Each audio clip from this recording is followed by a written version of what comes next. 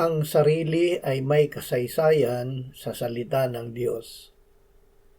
Ang sarili ay unang nilikha ng Diyos na kawangis niya.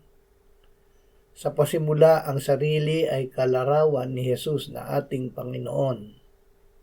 Ang buhay na tumitibok sa sarili sa pasimula ay ang buhay ng Diyos. Ngunit ang tao ay nagkasala. Ang sarili na kawangis ng Diyos ay namatay. Ito ay nahalinhan ng sarili na kawangis ni Satanas. Ito ay tinatawag sa Biblia na ang makasalanang kalikasan at ang laman. Ito ay rebelde sa Diyos at hindi sumusunod sa Diyos.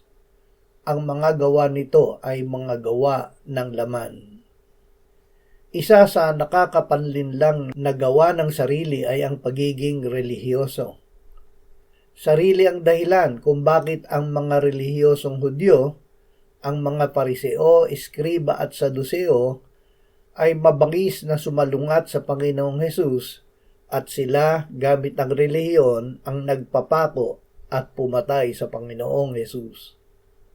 Sinikap ng mga relihiyosong Hudyo na magpakabait at magpakabanal.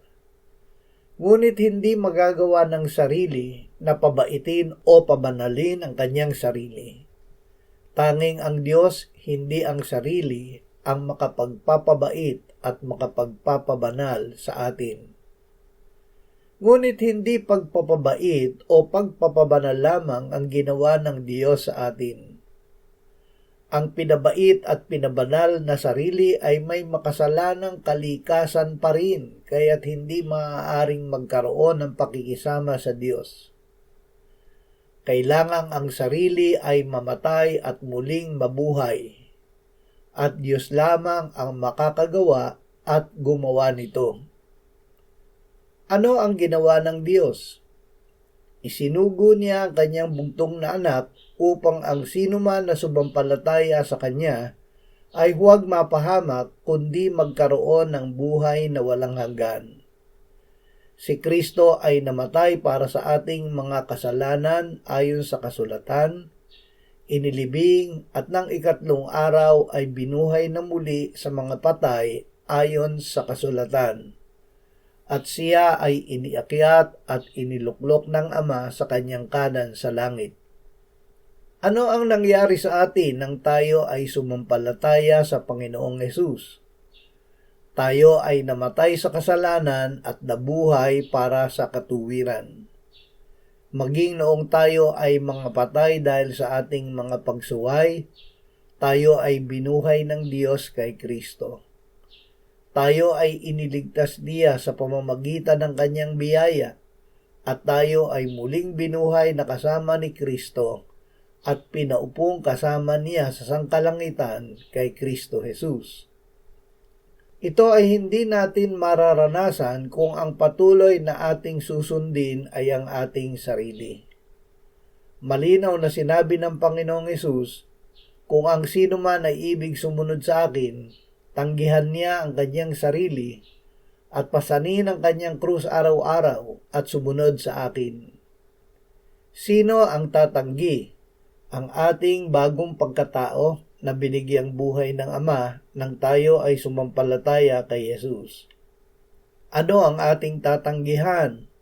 Ang ating sarili o makasalanang kalikasan na ipinako at namatay na kasama ni Kristo sa krus. Ano ang ating papasanin? Ang krus kung saan napako at namatay si Kristo Jesus. Ito na ang ating krus dahil dito ay kasama tayo ni Kristo na napako at namatay. Sino ang ating susundin? Ang Panginoong Hesus na muling nabuhay at ngayon ay buhay, hindi ang ating sarili. Kung tayo ay mamumuhay ayon sa sarili o sa laman, tayo ay mamamatay. Ngunit kung sa pamamagitan ng Espiritu ay pinapatay natin ang mga gawa ng laman, tayo ay mabubuhay. Ang pagiging Kristiyano ay hindi pagpapakabait o pagpapakabanal lamang. Ito ay pamumuhay na patay sa sarili, ngunit buhay sa Diyos. Ito ay pamumuhay gaya ng sinabi ni Apostol Pablo, Ako'y ipinakong kasama ni Kristo at hindi na ako ang nabubuhay, kundi si Kristo ang nabubuhay sa akin. At ang buhay na ikinabubuhay ko ngayon sa laman ay ikinabubuhay ko sa pamamagitan ng pananampalataya sa Anak ng Diyos na sa akin ay nagmahal at nagbigay ng kanyang sarili dahil sa akin.